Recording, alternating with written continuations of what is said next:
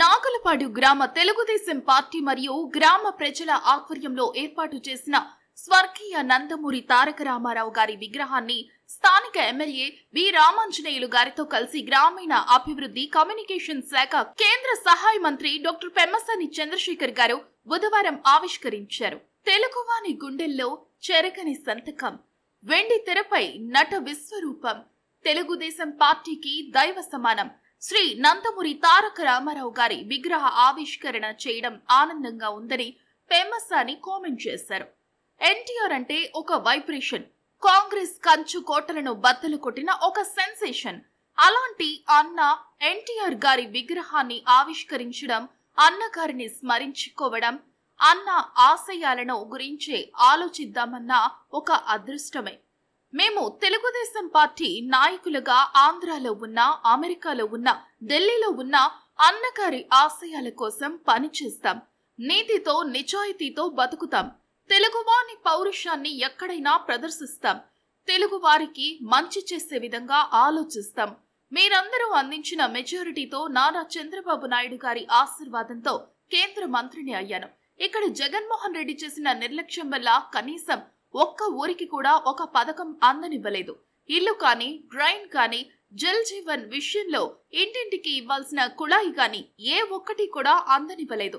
కేంద్ర ప్రభుత్వం స్పందించి ఆంధ్రప్రదేశ్ నీటి సమస్య పరిష్కరించడానికి జగన్ హయాంలో 14,000 కోట్ల నిధుల వాటాను మ్యాచింగ్ ఫండ్ రూపేణా అందించింది. ఆంధ్ర తరపున 6,000 కోట్లను అందించి ఉంటే ఈ పాటికి ఏపీలో త్రాగునీటి సమస్య పరిష్కరించబడేది. జగన్మోహన్ రెడ్డి వల్ల దాదాపు 2,500 కోట్ల విలువైన గృహాలు అన్ని ఆగిపోయాయి.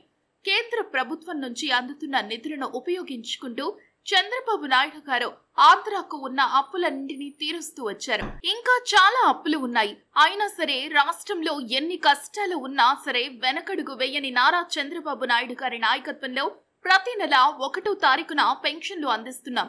ఎలక్షన్ ముగిసిన మొదటి రోజు నుంచి పాత 3 నెలల బకాయిలతో కలిపి ప్రతి నెల 4,000 రూపాయల పెన్షన్లను ఇచ్చిన ఘనత చంద్రబాబు గారిది.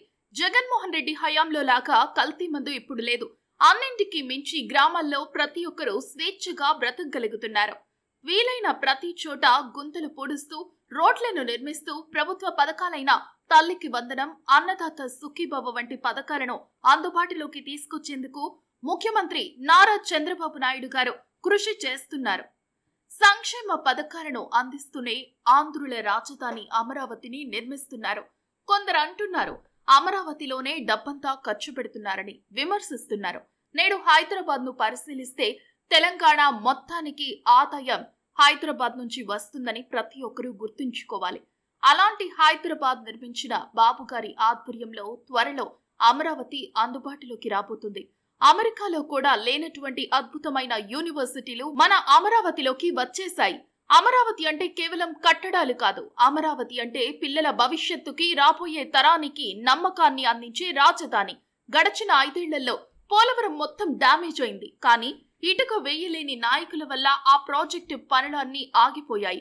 ఇప్పుడు ఎన్ని సమస్యలు ఉన్నా సరే పోలవరం పూర్తి చేసే దిశగా చంద్రబాబు నాయుడు అడుగులు వేస్తున్నారు. ఆంధ్రప్రదేశ్ అభివృద్ధి బాగుండి ఆయన అధికారంలోకి రాబట్టి అమరావతి, పోలవరం, విశాఖ ఉక్కు పరిశ్రమ వంటివి అన్ని అందుబాటులోకి వచ్చాయి.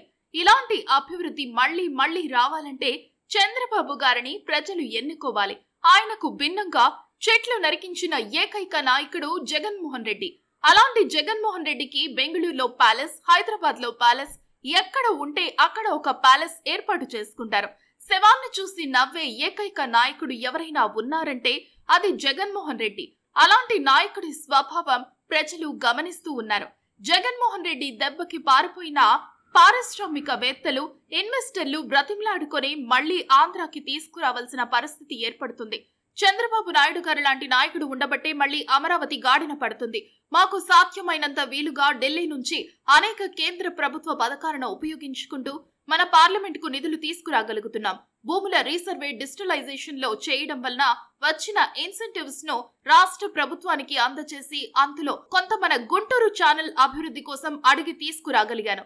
కూటమి ప్రభుత్వంపై మాపై పెట్టుకున్న నమ్మకాన్ని ఎట్టి పరిస్థితుల్లో వమ్ము చేయకుండా పని చేయగలమని భరోసా ఇస్తున్నాం.